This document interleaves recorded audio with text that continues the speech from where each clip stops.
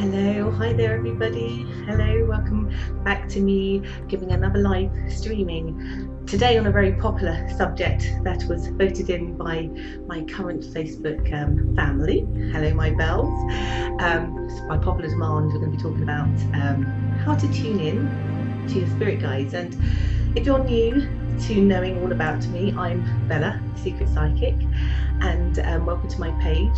If you're watching this and you're watching a repeat of this, or you perhaps just stumbled across this, do like my page. I do talks every week. My community page here is about growth, it's about abundance, it's about strength and wisdom, and so I'm encouraging everybody who wants to be, let's say, more enlightened, always following a path for spirituality, to kind of join my community here. So this is my second live feed actually, and I'm trying to hold on to my nerves as best I could. Not as bad as it was the last time. I think it's one of those things that the more you do, the better you get at it. But you've touched a subject that is obviously close to my heart, because those of you who know how I work and how I operate is when I do my readings that I do with my clients, I work with my own spirit guides. So this is a subject that is very dear to me. So if you, I can see somebody's here. Hi Amy. I'm glad that you've been able to reach me on time. I hope you're well there in New York. Again, if you've got any comments, this is not just me talking at you. So if you've got anything to say, do share this post if you found it, informative, but also do comment as well. So if you've had your own experiences with any spirit guides and you'd like to share them with the community that we have here, please do. Because like I said, it's all about expansion and encouraging everybody else to be enlightened. So we've got a lot to cover today. Well, I say lot, but there's a lot to pack in. And as usual, I've done some slides so that you can focus on the information I'm giving and not necessarily me, because it's important stuff. So I will be flipping back and forth from different slides and talking about this very subject, but ultimately it's going to lead to me talking about how you can tune in to your spirit guide or guides. Hi Vicky, I'm glad you made it as well. I'm really pleased to see you join me live here, and again, if you're watching the repeat, do comment, because you might see something, and I also will answer your comments as well if I can. So just to move quickly along, because we do have a lot to pack in, I'm going to just flip to another screen to just start to kind of give you a very quick introductory to what spirit guides are, and how I perceive them, and how my guides have enlightened me to kind of what they are. So bear with me while I just switch to another screen.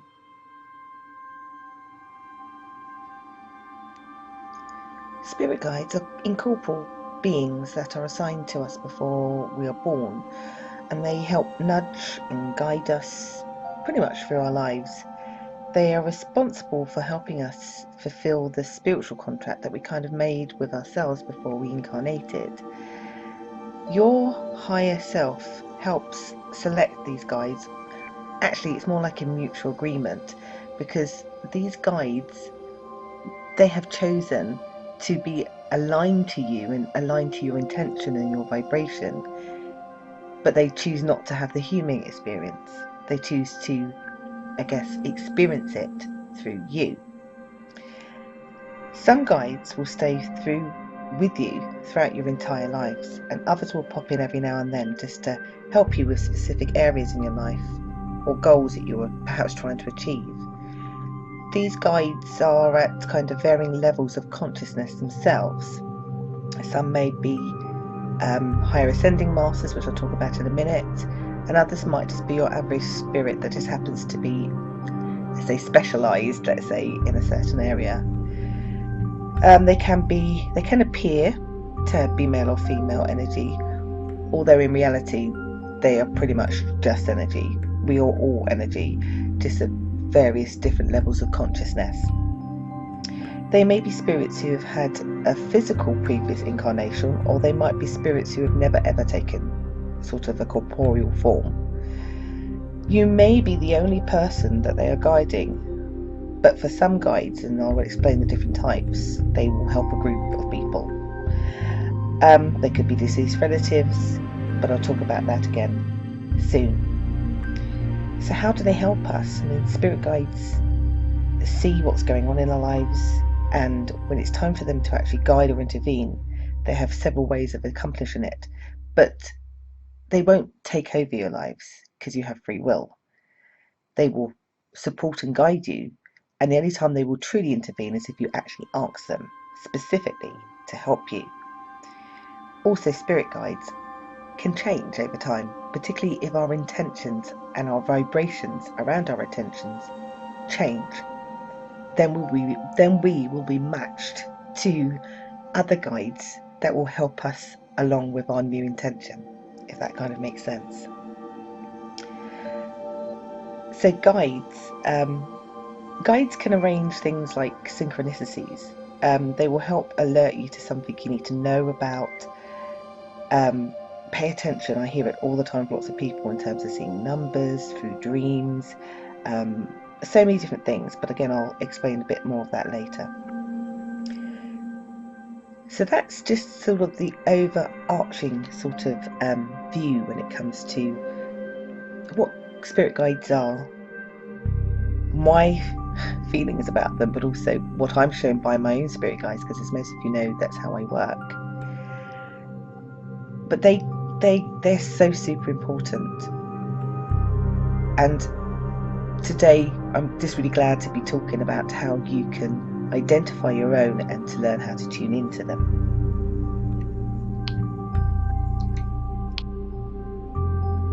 Hello, hi there. Yes, Vicky, birds. I just saw your comment from the corner of my eyes, and actually was going to talk about that just a little bit actually. I mean, just firstly to talk about my own experience with guides. So the way I've always received information is through feelings. That's like my primary kind of thing, and I'm going to talk about that in some other videos later. But also my guides will show me images, and often what they will do is they will show me images that I recognise, so images from my own life, or images I've seen from other people's lives, or images that I've seen on TV. And sometimes if I've not experienced it can be quite difficult, let's say, for my guides to try and give me information for me to kind of translate. And it's pretty much what it's like. It's like being a translator, particularly once you've honed those kind of skills and you really tap into them. But also they do really, really funny things. So today I was, and I'm sure she's going to watch if she's not watching now, one of my clients I was doing a reading for, and my guides were applauding in the background. I was like, oh, that's strange, my guides are applauding. It's a good thing.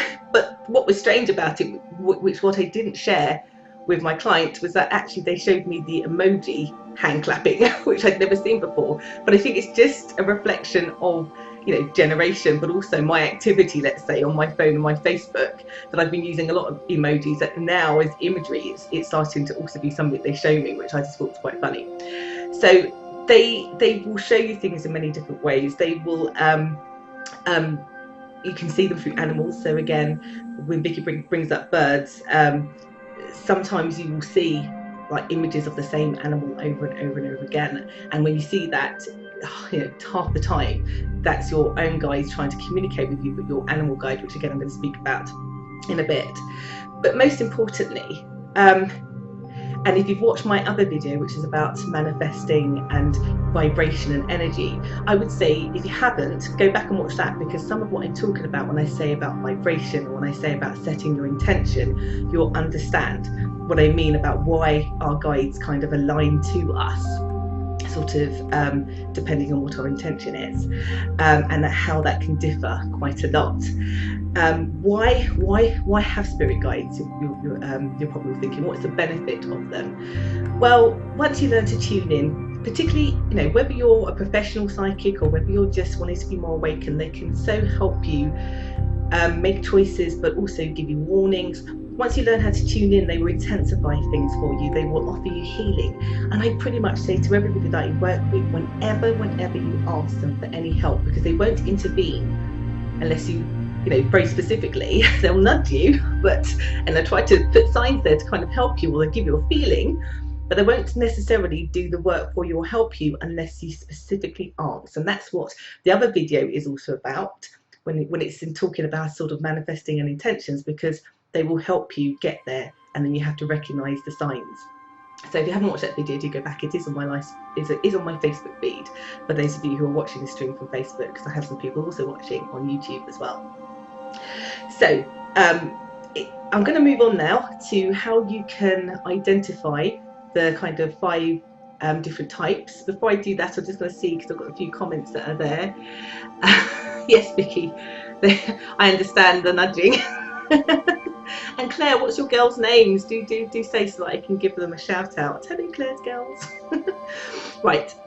I'm going to now flip onto another slide so that we'll break down the 5 sort of types of guides that you could have in your life and explain them a bit more in detail. And then I'm going to go on to talk about a very quick method, like an introductory method into how you can start to learn to tune in more to your spirit guides.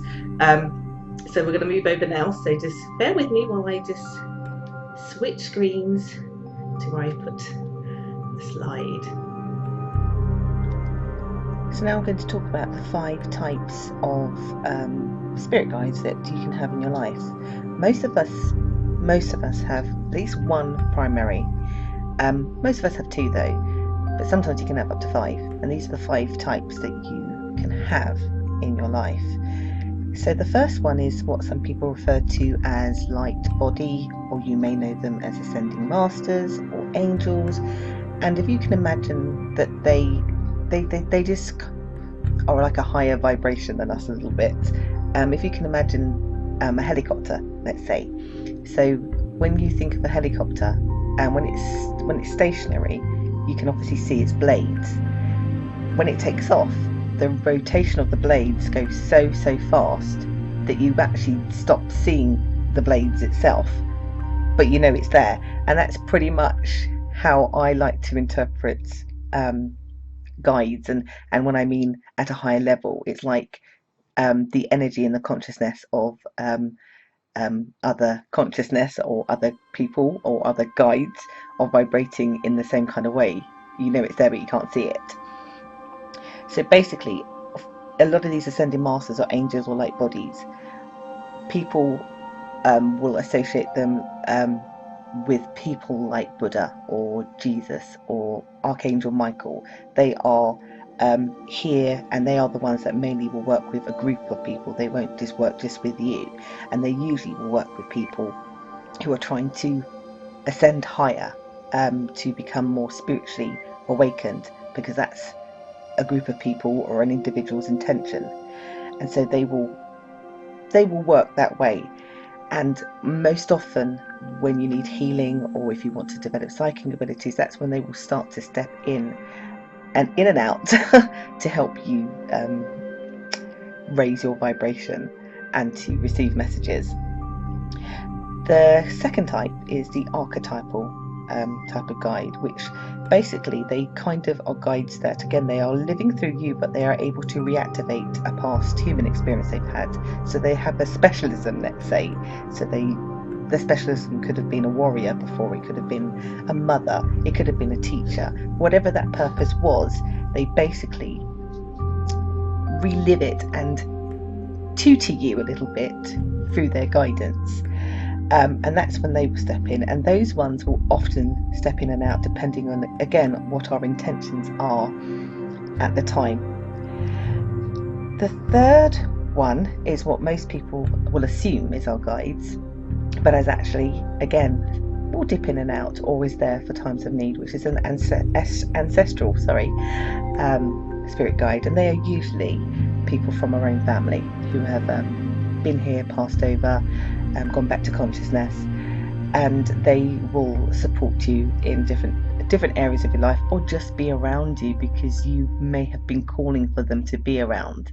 So for people who have lost loved ones, do know that when you do ask for them to be around, they are there. And if you ask for them to maintain and be a guidance in your life, they will be there. But some of them will play very prominent roles sometimes, because again, they may have that kind of archetypal experience that lends itself to you.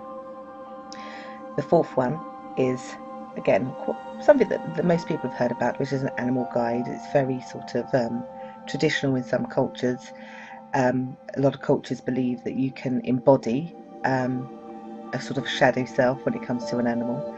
Sometimes your animal guide could actually be a past pet as well.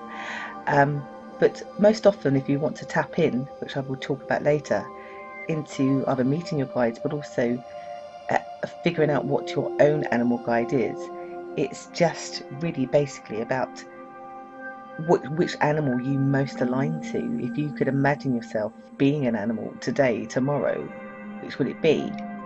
But also that can change over time, again depending on your intention. So if you're needing strength, you might decide that a tiger or a lion might be what you vibrationally are attuned to, and therefore for that moment and space and time in your life, that animal will be your spirit guide. And the last type of spirit guide, which is actually the most important spirit guide and is mostly your primary spirit guide, mostly, is your higher self. Your higher self is basically like an external self-projection of yourself. I hope I can explain that well. It's like an expression of yourself,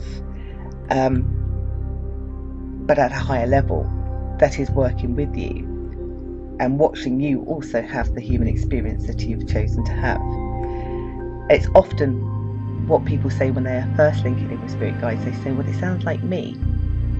That's your higher self. That's your spirit guide, which is your higher self, and is often the most common way of tuning in first of all. So that is the 5 types of archetypes that we have, and I'm going to now sort of flip to another screen to just talk about how you can start to tune into them, really. Bear with me. So right, I'm now going to talk about really sort of how to start to communicate with them. Obviously it takes practice and there's some wider things that you can do, but this is kind of like a very short intro summary of something that you can sort of think about starting to do for yourself, or starting to understand for yourself, if that makes sense. So the first thing is you need to increase your vibration, and you need to set your intentions. So when I mean by increase your vibration, it's like the helicopter thing that I talked about earlier. You've got to learn how to tune in like a radio, and basically you are a thought that thinks. And when you think, you create energy, and that energy is kind of heard by pretty much all consciousness, all guides, and then they align themselves to you. But if you can't tune in properly, how do you get their experience? I mean, most of us anyway, whether you've learned to tune in or not, we all have that kind of intuition that kicks in every now and then, that gut feeling. That is them, but it comes with a feeling, an energy, or a heat, or a coldness, or a wave. That is like a signature, let's say, when it comes to your guides. And all you're doing with this kind of raising your vibration and sort of the techniques I'm going to be talking about is to recognize that individual signature so that you can trust it, and then therefore communicate with it and answer more questions, if that makes sense, through one of your extrasensory perceptions, which again I'm going to talk about in a second.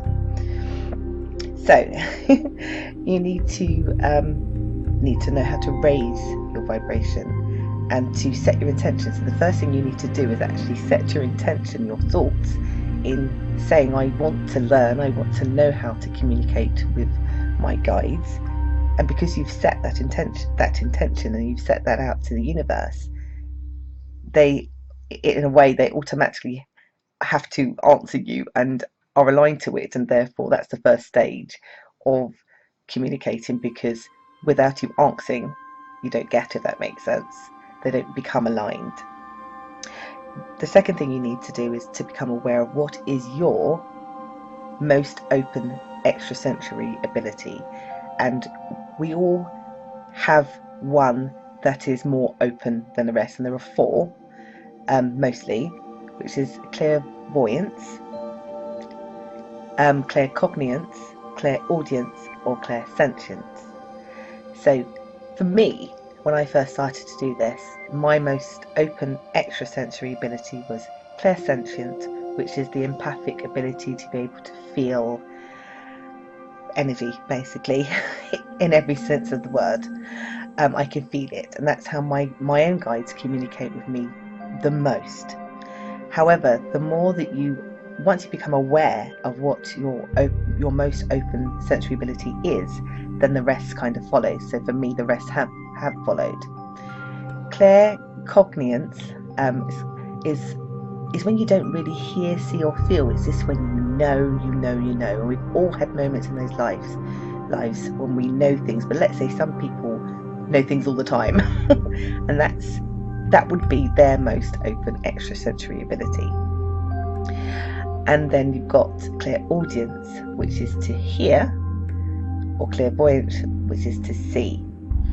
So with clairvoyance, guides will often use imagery, and they will often use imagery that you can associate and you can understand. So what comes to you through an image will not necessarily be the same image that would come to somebody else, because you have to interpret the information, and it's best interpreted if it is something you recognize and identify, if that makes sense. And clairaudience is actually when you do actually hear them, and quite often it will sound like yourself, which is often your higher self, who is your spirit guide. But sometimes it will also be different, or sometimes it will be multiple. Again, it depends on how long you've been practicing, how long you've been attuning, how long you've been setting and increasing your vibration for the techniques that I'm going to be talking about as an introductory level, let's say. So those are the kind of 4 areas, which is, as you develop them, you can become more intuitive and therefore actually become more psychic. A lot of people like to attune or lift their vibration through meditation or through kind of ritual, because by doing that, it doesn't allow the brain to interfere, let's say, or the ego in particular to interfere with giving you sort of very resistant messages.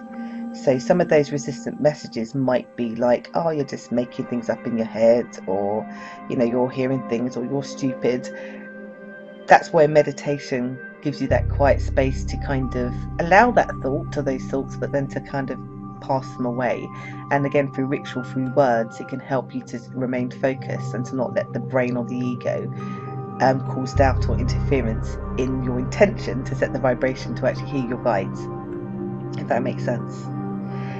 So one of the ways to do this, again, is mostly in a quiet space, a quiet time of day, or you do it before you go to bed, whatever is convenient or easy for you. And you can do quick ones, but to really tune in, you really need to allow yourself a good hour often to be able to learn how to tune into a quiet space. Basically, if you can imagine a space between here on earth and all the noises, and then higher consciousness with all the noises of everybody, it's a quiet space in between. And meditation and allowing yourself to breathe continuously, and to visualize just that quite still space where there is no sound, no noise, will allow you to invite whoever you want into that space. And I think it's also important that when you're in that kind of very quiet vibrational space, and you're meditating and you're focusing in on that quiet space between, and if you saw my last video, it's about just breathing, using some meditative music, but also looking upwards into the middle of your forehead where your third eye is. Once you're in that space, you can also surround yourself by a white light, which means that all of those negative thoughts, that ego, can't really penetrate it, and nobody else can penetrate that unless you invite them in. So that's the space, and once you've created that space through meditation and you're in a calm, still place, you can then invite your guides in. And whilst you're there and they are there, that's when you can start to ask some very simple things at first, like, who are you? Identify yourself. Now, whatever is your most open sensory ability, that's how they will identify themselves. So if you're somebody who sees images, then you may see an image of how they want to portray themselves to you. You may see writing, you may see a name being written. But also, you might be clairsentient like me, and they may give you a feeling. I would like everybody to try to identify what your spirit guides feel like, but ask them to kind of step forward one at a time. Ask the first one to step forward and ask them to identify themselves, and just really feel how you feel. Do you feel hot? Do you feel cold? Do you feel a wave of energy? Do you have a certain feeling? Once you've got it, kind of memorize it, because that's that guide's signature basically. And once you've got it, then you can ask the next one to step in and feel a different sensation, or again see a different image, and just keep doing that until there is no more. Like I said, you probably might only get to 1 or 2, and then you may not get any more energies because actually you've only got the 2. But let's say if for some reason you have 5 or 6 because you've got a few ancestral energies around you, then you'll be able to feel those energies. But also for those who are ancestral, you pretty much will recognize their energy, because you would have recognized their energy from this life. So that ritual is a very quick, easy technique just to do when you're meditating. And I got a free download for people just to kind of kickstart you off. It's like a very short 10-minute kind of ritual just to get you in the mood, to kind of practice that kind of technique. And you can find that download on my website in the next couple of days. Once you do that, you'll start to basically identify their signature, so that they will increase your intuition. So when you have a gut feeling, or when you have an intuition, you'll feel that signature and you'll recognize it as being something that perhaps you need to pay attention to, or you need to focus on. Or if you've answered a question, you've answered yes or no, please guide, and then you get that same feeling for one of the questions, then that's the one to go for. It's like a very short, easy way of linking in and getting answers quickly. But also, when your guides are setting up synchronicities because they're trying to send you a message, that's also a way of checking in with them through recognizing their signature, what it is they're trying to tell you. Again, this is something to do with spirit guides that you can learn to expand on, so much so that you can be like me, where actually the kind of messages and images flow extremely quickly. But that's another lesson, let's say, for another time, that is far more detailed than I can do in this live feed. Let's say. Another way is automatic writing, which a lot of people find it an easy way to do. And again, you have to put yourself in a very quiet space and allow yourself to be non-judgmental and to allow free flow of thoughts. But before you start writing, you need to write your actual question to your guides. And then in a very similar way, you allow yourself to breathe, you allow yourself to kind of feel a sensation. You need to allow yourself to actually just write and just answer the question that you've just written, but particularly do it when you don't feel like it's coming from you. And just write and just let it be free flowing, and it doesn't matter what it is you're writing, whether it makes sense.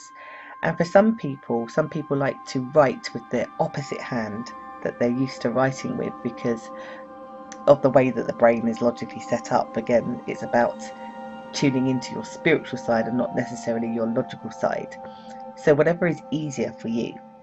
And then go back and read what you've written, read the answers to your own questions, because often, particularly if you're practicing this, you'll see cues and signs, but also truly what the answer to your question should be.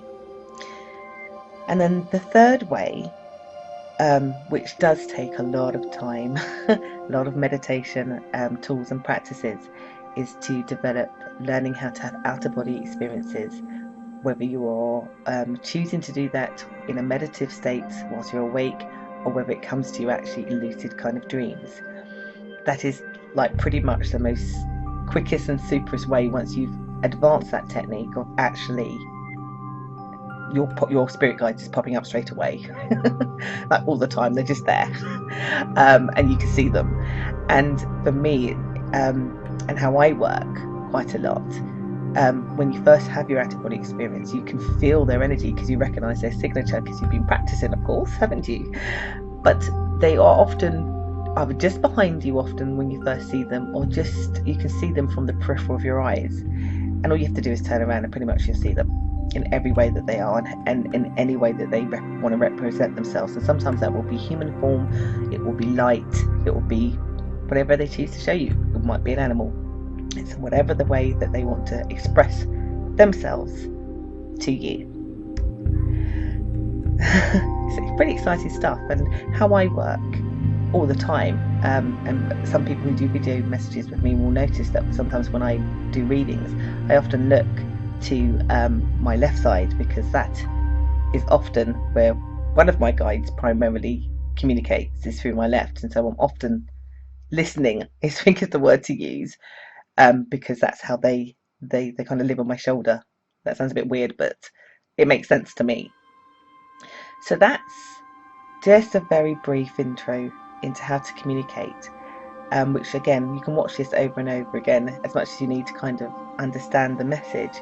But what would probably be better is you just go and download my free kind of 10-minute sort of meditation tool that will kind of help you to kind of understand what your extrasensory ability is, so that you can tune in, but also so once you've identified it, you know which one to kind of work on the most going forward, therefore then inviting all of the sensories to become quite a large tool in your life. So I'm just going to switch back so that you can see me. So again, bear with me.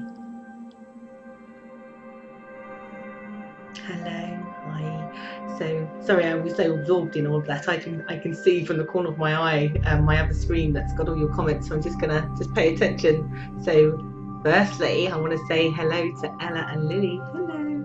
I hope you've been good for Mummy, because she's awesome. Okay, what about if you see clouds? Is that something from your guides?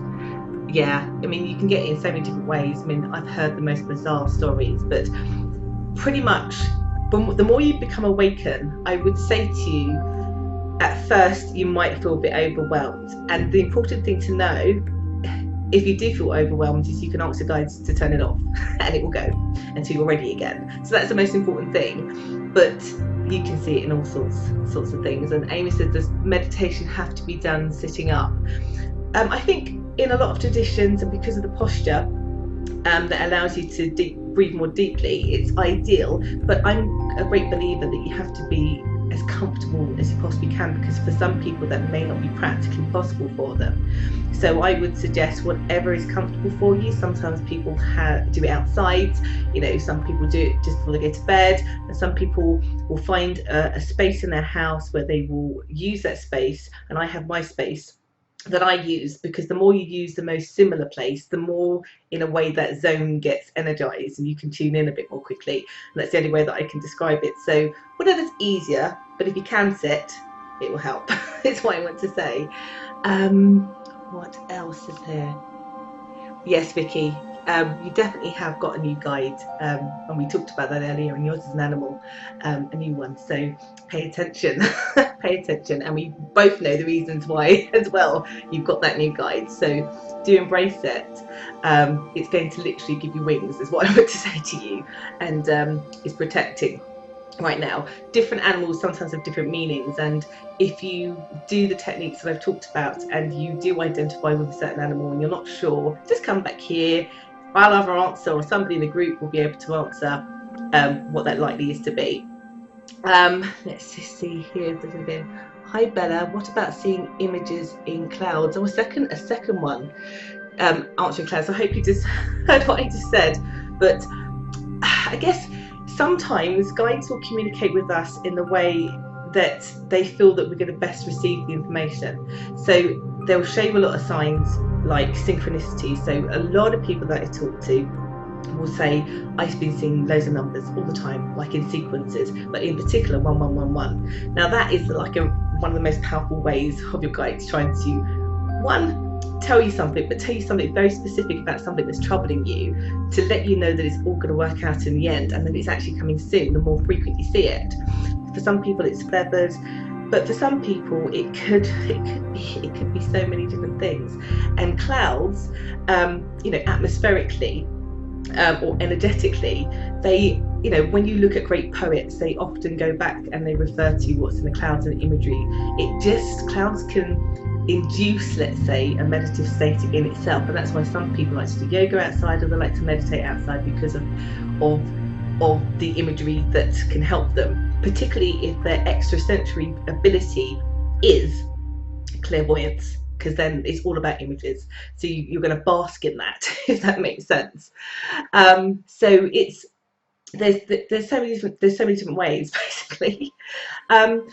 Thank you so much for all the comments and everything. It's been a real thrill. It's a bit weird because when I do this, it's a bit of a time delay, so I can see myself on another screen like a few minutes later. It's a bit weird. But what I'm kind of asking people to do, because I do have, and I will have, I should say, my sort of very introductory sort of 10-minute, for those of you who kind of need a bit of help, maybe you don't need the help either, if you want to do it your own way and give it a try. But I will be putting, I should say, sort of a 10-minute introductory sort of meditative guide to kind of help you, boost you along with this one method, because it's kind of like an introduction.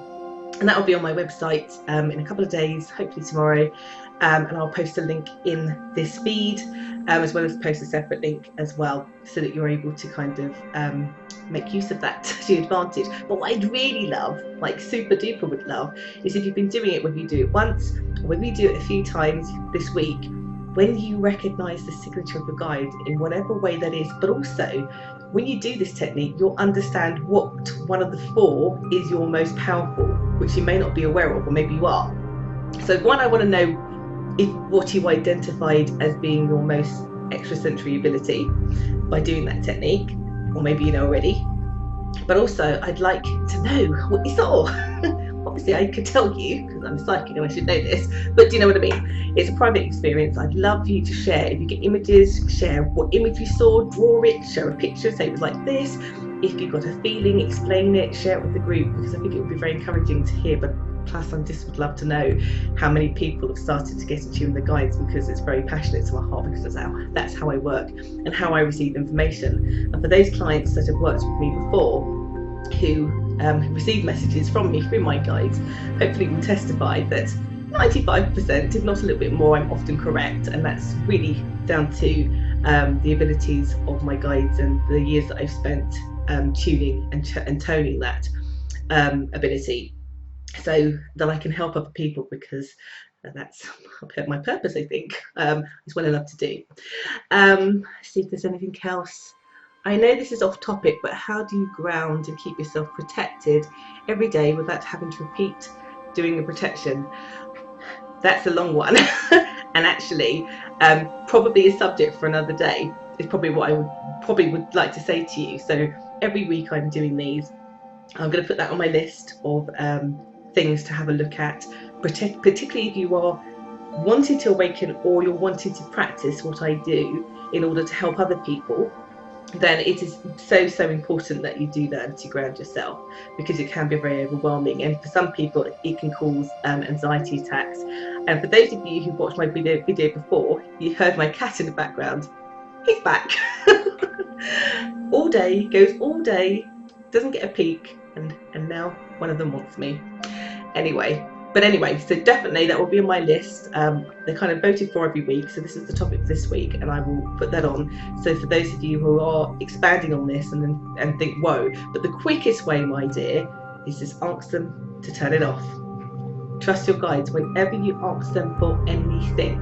Even if the road is short or long, they give it to you if you ask and you're specific. And that's why I recommend watching my other video about intentions and manifesting as well. If that makes sense. So do those techniques, do share that homework, post them to my page, and I will share them with everybody else, so you can just post them in this feed, whatever's easy for you. But I'd love to know in detail what happened, what was your experience when you tried to do this. And the more you do this small technique, there are some more advanced and techniques that you can do, but for an introductory and to kind of get your own intuition or your own ability sort of heightened, and to then give you comfort when you know that you're not alone, because we're not as alone as we think. This is a great way of doing it. So just going to wrap up now if there's not any more comments, but thank you so very much for joining in today. It always fills my heart with lots of love. So love to all of you. If you see that, that's a terrible love heart. But it's loads of love to all of you for joining in again with me today. I really, really appreciate it. If you like this, please share it, please like, do come back. If you're watching this for the first time, I'd love you to like my page and join the community, whether you're professional or whether you're just anybody who just wants to be more awakened, more enlightened around this type of spirituality.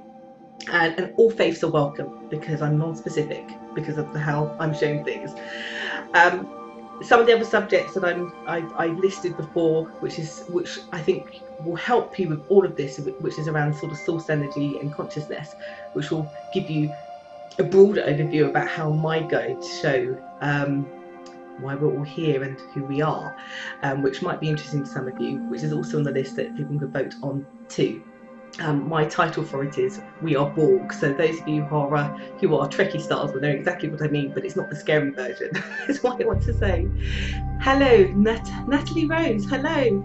Oh, hello, thank you very much. You're welcome, Amy, and I'm glad you could make the live feed. So I'm going to give you lots of love and lots of light from me today.